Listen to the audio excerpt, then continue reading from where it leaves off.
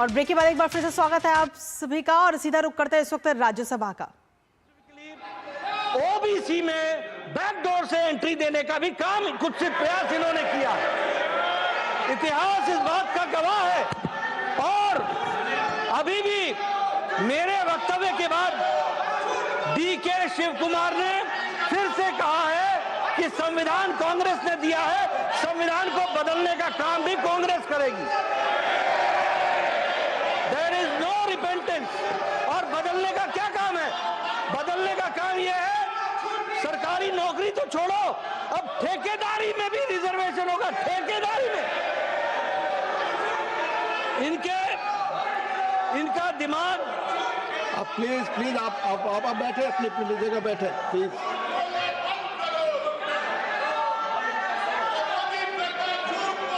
और मैं ये भी कहना चाहूंगा कि कांग्रेस सत्ता से बाहर रहकर इतनी छटपटा गई है, इतनी बौखला गई है कि ये अपना विवेक भी खो बैठे हैं।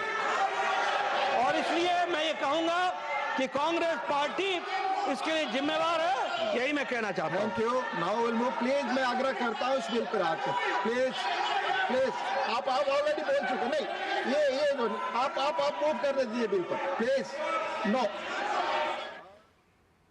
तो कर्नाटक में मुस्लिम आरक्षण को लेकर इस वक्त संसद में हंगामा देखने को मिल रहा है। राज्यसभा की कार्रवाई हमने आपको दिखाई, जहां जेपी नड्डा की तरफ से कई सारी बातों का जिक्र किया गया और कांग्रेस पर हमलावर होते हुए जेपी नड्डा नजर आए। इसी के साथ चलिए अब वापस रुक करते तमाम खबरों पर, जिसमें हम बात करें लगातार नागपुर की इस वक्त, क्योंकि नागपुर में 16 मार्च को भड़की हुई हिंसा के मुख्य आरोपी फहीम शमीम खान पर सरकार ने अब एक बड़ा एक्शन लिया और आज आरोपी के घर पर बुलडोजर चलाने की कार्रवाई की गई।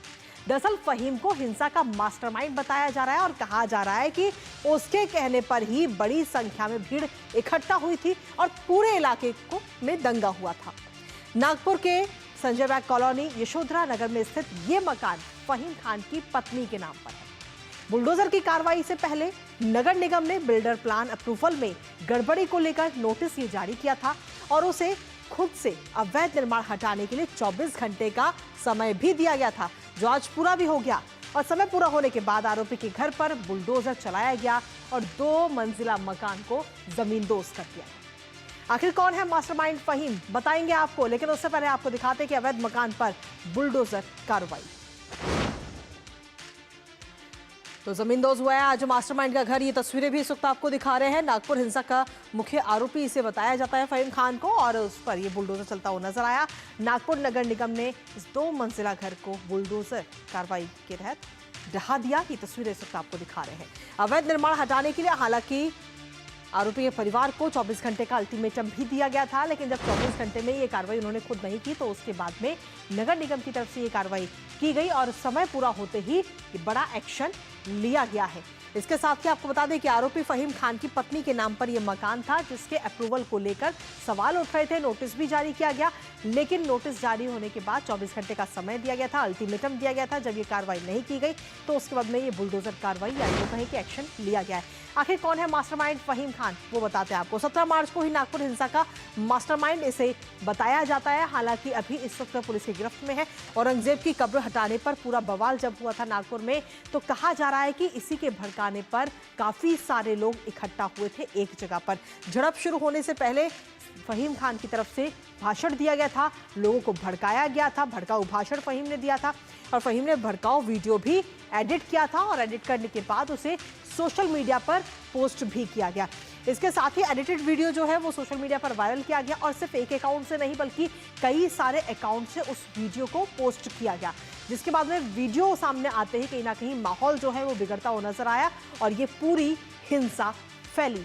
इसके साथ ही आपको बता दें कि फहीम समेत 6 आरोपियों पर देशद्रोह का केस भी दर्ज किया गया है और देशद्रोह के केस के साथ ही माइनॉरिटी डेमोक्रेटिक पार्टी से आपको बता दें कि किस्मत इन्होंने आजमाई थी। इससे पहले नागपुर से वो चुनाव भी लड़ चुके हैं। 2024 की अगर हम बात करें तो नितिन गडकरी के खिलाफ उन्होंने लोकसभा का चुनाव लड़ा था और उस दौरान 6.5 लाख वोटों से उन्हें मात मिली थी। आखिर ये पूरा विवाद कहां से शुरू हुआ था, एक बार उस पर भी नजर डाल लेते हैं। अबू आजमी के बयान से सियासी घमासान सबसे पहले मचा। अबू आजमी की तरफ से ये बयान दिया गया था औरंगजेब को लेकर के और कहा था कि क्रूर शासक औरंगजेब नहीं था। ये बात अबू आजमी की तरफ से कही गई थी औरंगजेब को लेकर, और यहीं से औरंगजेब का ये पूरा जो विवाद है वो शुरू हुआ। शिवाजी और संभाजी महाराज पर अभद्र टिप्पणी अबू आजमी की तरफ से की गई, हालांकि उसके खिलाफ भी कार्रवाई की गई एकनाथ शिंदे की तरफ से, जिसके बाद में कहा गया कि आजमी पर देशद्रोह का मुकदमा चलना चाहिए। ये बात एकनाथ शिंदे डिप्टी सीएम की तरफ से कही गई।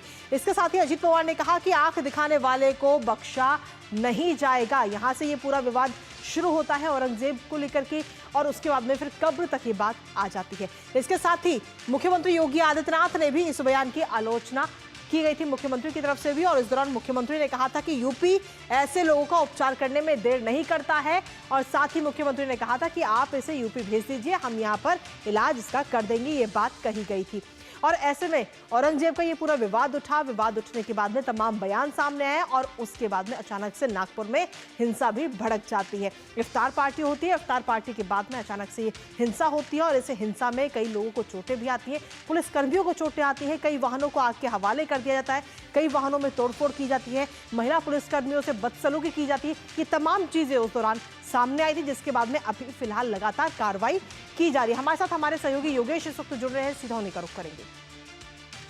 योगेश, फिलहाल क्या कुछ ताजा अपडेट है आपके पास में, क्योंकि अभी तस्वीरें हमने अपने दर्शकों को दिखाई, जिस तरीके से फहीम का जो घर था 2 मंजिला, उसे बुलडोजर कार्रवाई के तहत गिरा दिया गया, हालांकि 24 घंटे का अल्टीमेटम भी दिया गया था।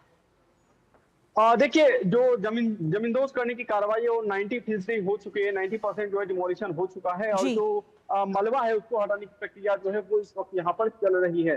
अगर कानूनी पक्ष की अगर बात करें तो महाराष्ट्र रीजनल टाउन प्लानिंग जो एक्ट है एमआरटीपी, उसके तहत जो है पूरी कार्रवाई की गई है। जो सिविक बॉडी है उसके द्वारा नोटिस पहले ही दिया जा चुका था, लेकिन कंप्लायंस नहीं होने की वजह से मजबूरन जो है जो सिविक बॉडी है उसको ये कदम उठाने पड़े, और ये जो कदम है काफी पुलिस के चाक चौबंद सुरक्षा व्यवस्था के बीच उठाया गया है। क्योंकि जो यशोधरा नगर है, अगर आप यशोधरा नगर देखें, हंसलपुरी देखें, मोमिनपुरा देखें, ये सब वैसे जगह हैं जो कि दंगे से सबसे ज्यादा जो है यहीं से जो दंगाई है वो यहाँ से आए थे।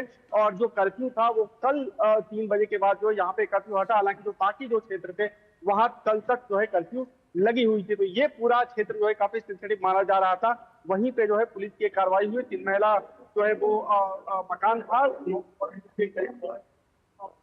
क्षेत्र था वहां पर शिकायत पहले भी की गई थी, उसको लेकर नोटिस दिया गया था, उसके बाद कार्रवाई हुई है। अगर थोड़ी पृष्ठभूमि में अगर जाएं तो फडणवीस, जो देवेंद्र फडणवीस, उन्होंने जो प्रेस वार्ता की थी, अगर प्रेस वार्ता को देखें तो उनसे सवाल किया गया था कि किस तरीके से कार्रवाई होगी, क्योंकि निजी संपत्ति और सरकारी संपत्ति दोनों को बहुत जो है बड़ी संख्या में कह सकते हैं कि बड़े पैमाने पर डैमेज हुआ था।